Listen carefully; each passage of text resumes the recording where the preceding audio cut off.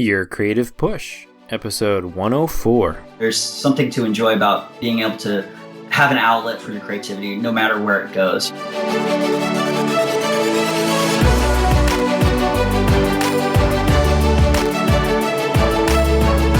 Welcome to Your Creative Push, the podcast that pushes you to pursue your creative passions. I'm your host, Youngman Brown, and my guest today is Michael C Hsiung. Michael is characterized by a large mustache, one of the few remaining facially hairy Asians surviving today, with all of the species capable of reaching 1 ton or more in weight, herbivorous diet, and a thin, yellow, protective skin, 1.5 to 5 centimeters thick, formed from layers of collagen positioned in a lattice structure, and a relatively small brain for a mammal of his size, 400 to 600 grams. Michael is prized for its mustache, sometimes his art. Not a true mustache, it is made of thickly matted hair that grows from the skull without skeletal support. Michael has acute hearing and sense of smell, but poor eyesight over any distance.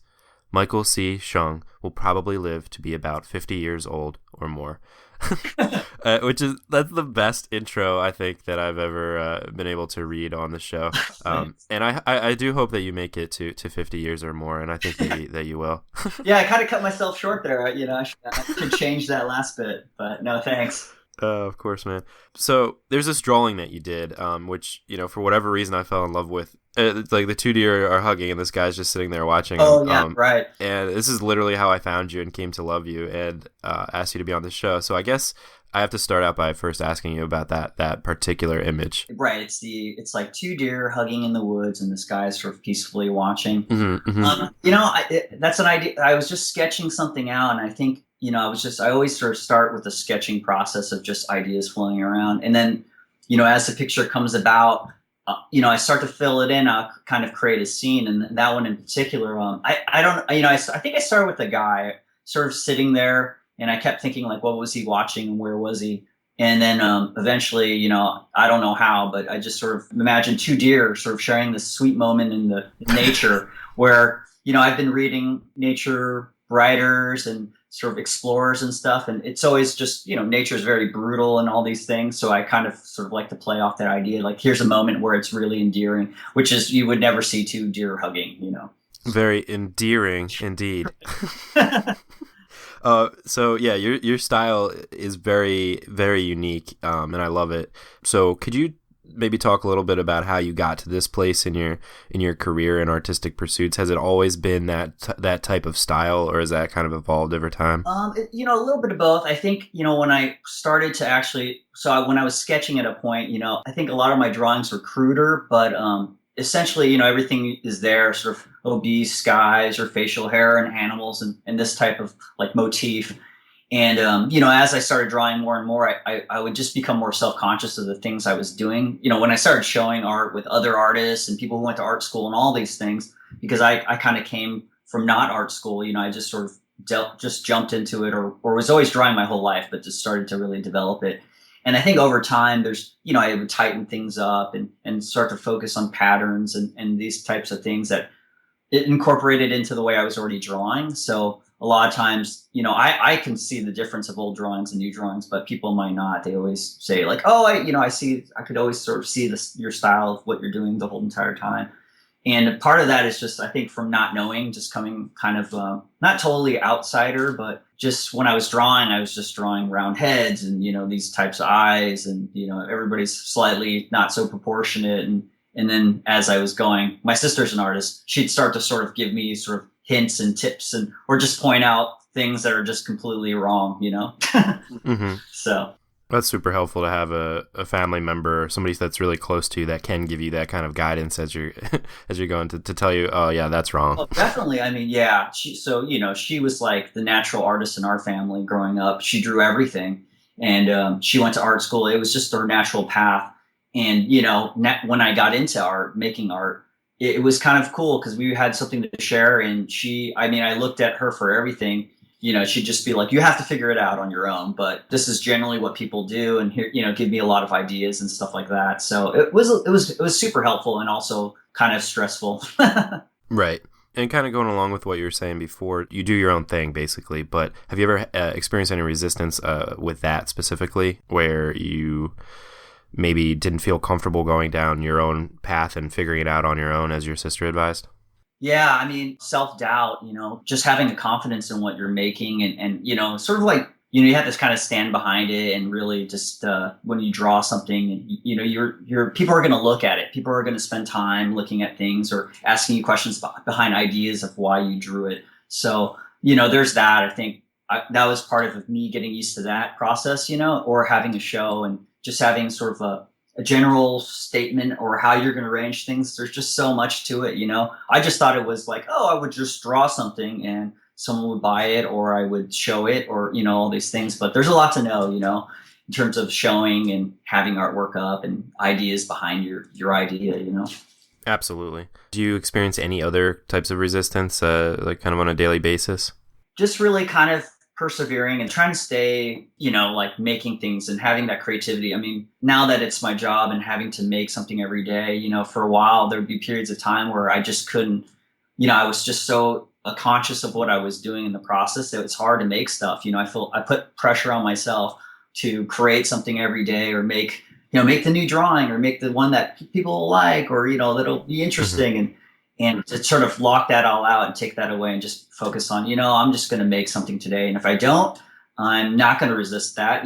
Maybe I won't make something today. Maybe I'll read. Maybe I'll go outside and walk around or listen to music, kind of get myself relaxed again into the point where I want to make something, Yeah, you have to put yourself in that mindset, that state of where you can get things going and hopefully get into a flow state and take away the ego and just be there with your art. Yeah, it's like a creative procrastination, get yourself to that point where you're ready to sit down and draw. Or a lot of times I'll try to recreate an environment where I enjoyed drawing when I first started, like just listening to music, hanging out, sitting on the floor, digging through books, looking for inspiration in different places, or just start out with something, stupid idea and just let it sort of blossom and, so make it fun for myself. Absolutely. Can you take us back to one of your first creative moments and tell us that story?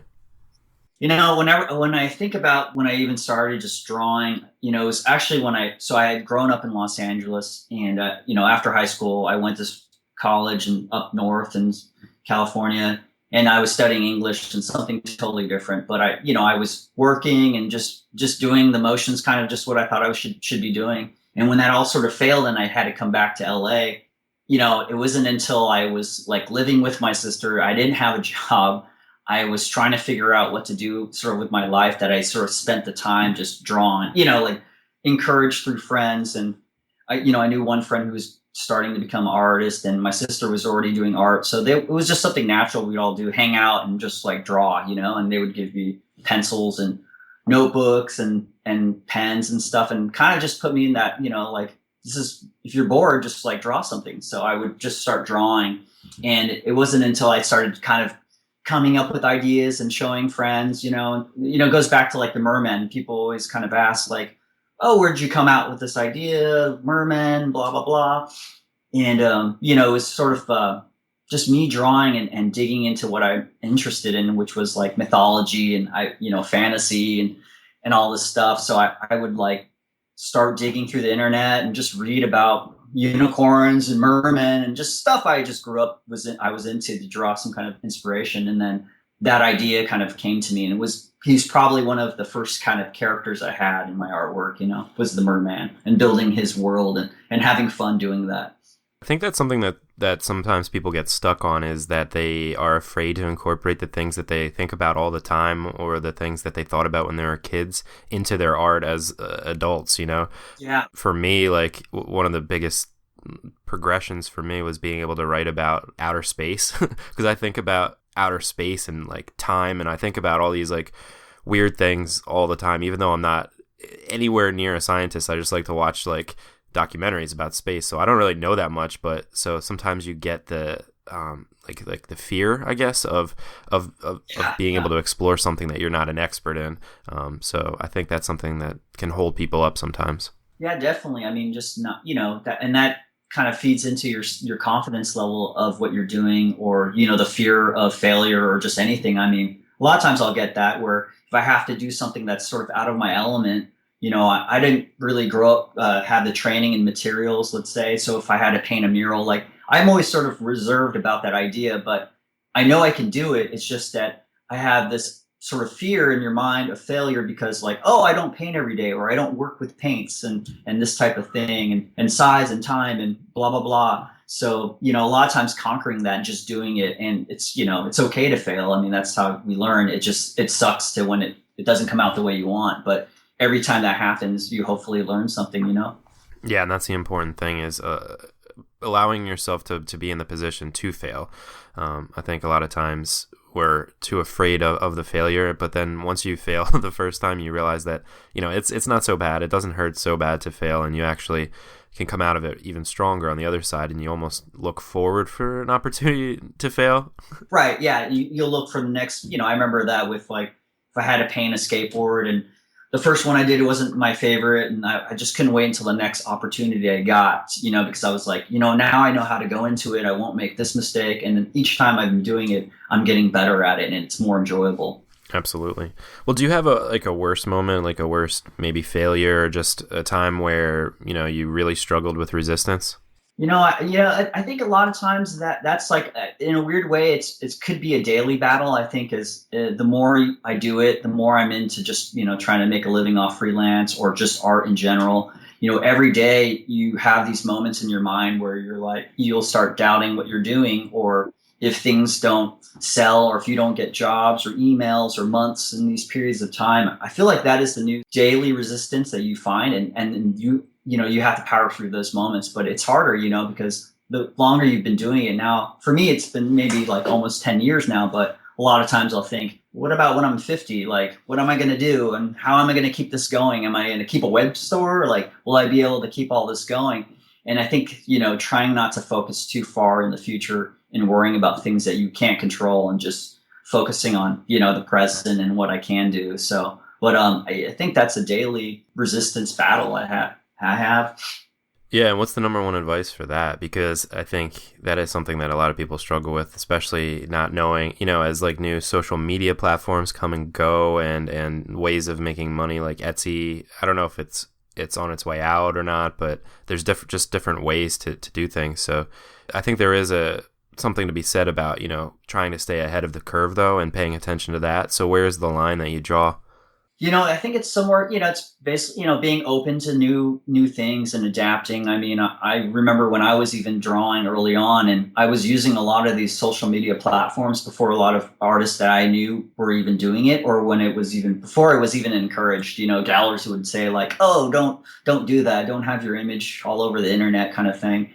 And you know, at that point, I had nothing to lose, so I was just like, I don't care, and I would just try to put it wherever and try all these new things. And I think keeping that idea in your mind, you know, with everything, it's like you can't just stick to what you're doing necessarily the same thing. You kind of have to change it. Some years it might be freelance commissions. Some years it might be working with companies. Some years it might just be back to the basics and doing a web store or promoting art or doing shows. You know, it's like it's constantly, you just kind of keep adapting.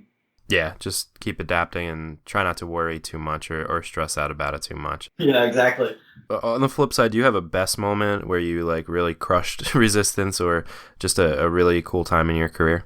Yeah, I mean, you know, I think it was back when I think it was maybe a year or 2 years ago, but I was approached by a company to help design the like ad company to help design these ads for an umbrella, and there were three giant ads, and it was probably the biggest job I had at the time. You know, in terms of projects. And it was a tight deadline. And, you know, I just had never really worked with that intensity of a client. And it kind of drove me crazy. And there was moments where I just say like, you know, screw it. I don't even want the money. I don't care. Like, this is, you know, I'm just not happy. You know, I was getting really frustrated with things. And then I stuck it out and, you know, and finished the project. And that's been sort of one of my favorite moments, creative moments. Because, you know, and we ended up having ads, and they printed it onto the umbrellas. They were called blunt umbrellas. And so I had drew these three designs. And then, you know, turned out they won some design awards and just cool stuff like that, that I was really glad to be able to sort of do something different. It was a little bit different too. I mean, it was my characters and my drawings, but just the concept and everything. And then working with such a tight deadline and on such a big project, so much more potential failure as well. Hmm. But that was probably my favorite. Yeah, one of my favorite creative moments. And do you find yourself like searching for those like really unique opportunities now? I definitely do. I'm always most excited when it's something big and interesting and just fun like that. I don't also, I always do all kinds of stuff. People will email me about drawings for podcasts or shows or different things. And, when I have the time, I totally will do it because I like doing this like grassroots little projects. But yeah, it's always more, it's fun to try to get something that'll become produced or be something big. It's exciting. Very cool. And then with all of those things that you try to, dip your toes into, and with a lot of things on your plate as an artist, do you have a formula for balancing your time? I always give credit to, well, my wife, she works like a more regular schedule, a 9 to 5. So that really helps me. That's my secret. It's like I will start working when she leaves and then I'll continue working until about the time she gets home. And then I really try to shut off my brain and stop working at night. I used to draw a little bit later at night. Now I just try to stop and let my mind rest and just enjoy, regular time, TV, music, whatever, and just get some relaxing. And then the next day, just sort of, I have this moment, these hours where I can sort of get everything creative out, unless it's like a project that requires me to work, straight through the evening and stuff like that. Yeah, so it's like using her as a cheat sheet almost. Yeah, pretty much. Yeah. Yeah, because it's tough. It's tough when you don't have a set schedule. You don't have a boss that makes you clock in and out. You have to be your own boss. So that's cool to be able to do it when she leaves. Yeah, it's good. I mean, otherwise it's really difficult. I mean, it's just, you can wake up anytime and if sometimes you don't feel like you're creative at the moment and you just really have to sit down and try to find ways, sketch or draw and spend those hours. It's good. It's good practice. And from my experience, it's, talking to other artists too, it's nice to try to keep a sort of some kind of schedule, because if it's too flexible, you probably don't get a lot of work done.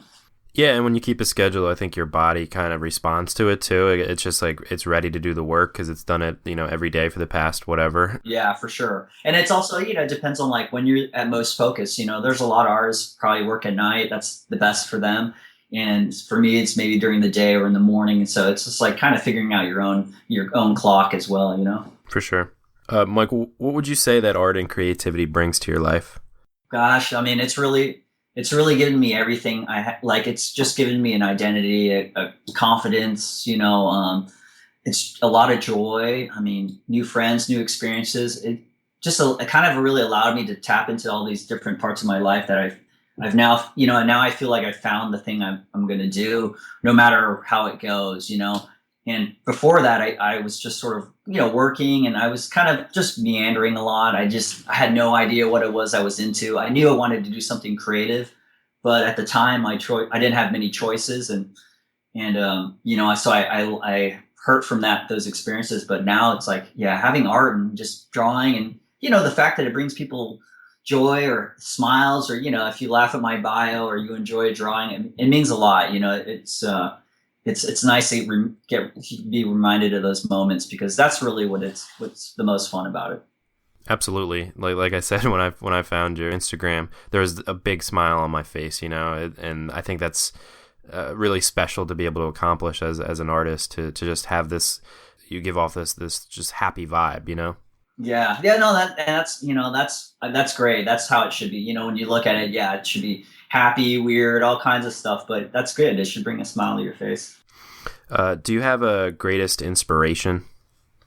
I would have to say it would be my sister, because growing up, she drew covers of books and comic book characters for me. And then, just watching her career grow and what she's been doing, and she's been sticking with it the entire time, through thick and thin. I think she's truly my greatest inspiration. I see if I think I have it bad or things are going bad, I look at her and she tells me his experiences, and I just learn so much. Yeah, very cool. You're lucky to be able to have that. Yeah, definitely. Do you have a favorite book or a YouTube clip or anything else that you draw inspiration from, and that maybe we could as well?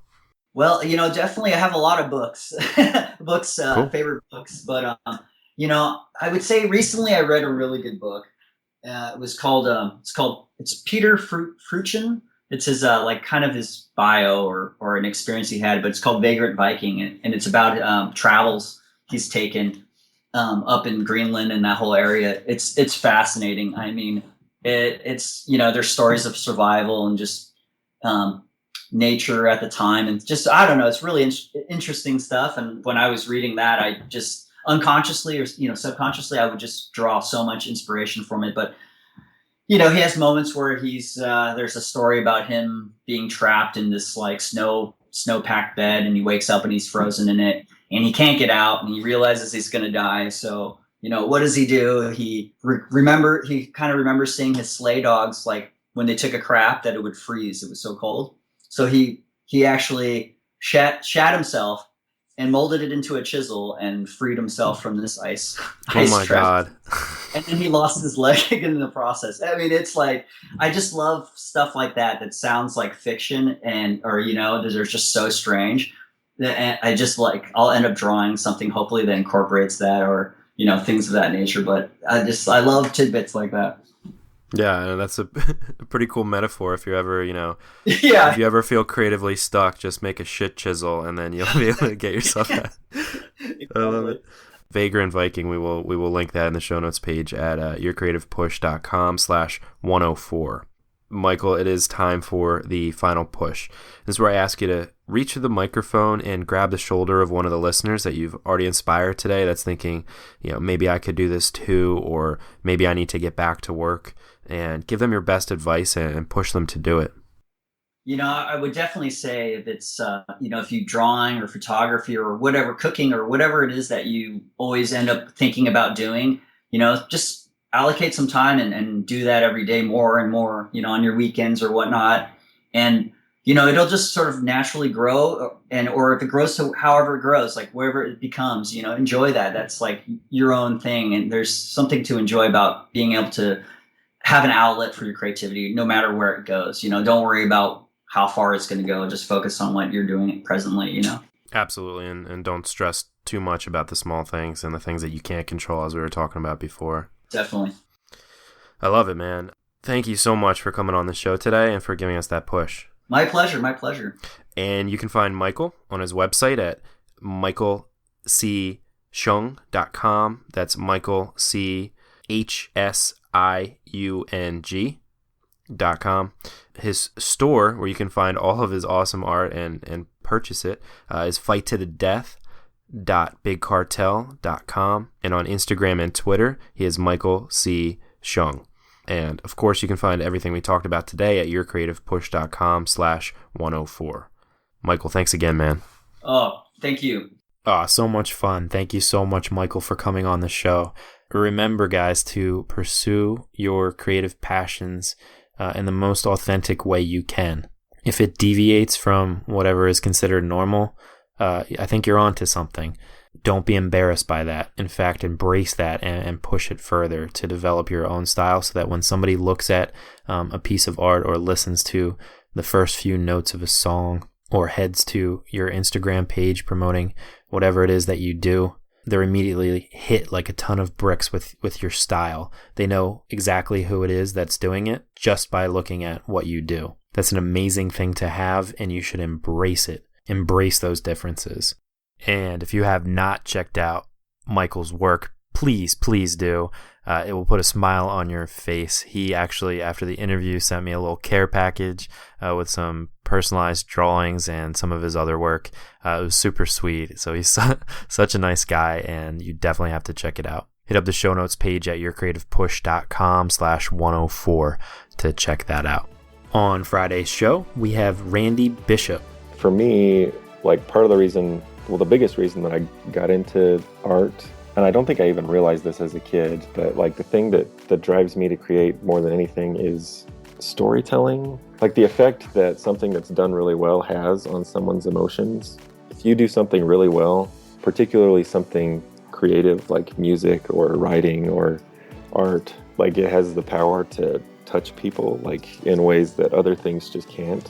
Randy is an artist that has been working as a freelancer in animation, gaming, and the publishing industries, and he has a lot of cool things to say about what it's like to be an artist, what it's like to be a freelancer, and the balance that you really need to give yourself between your commissioned work and your personal projects.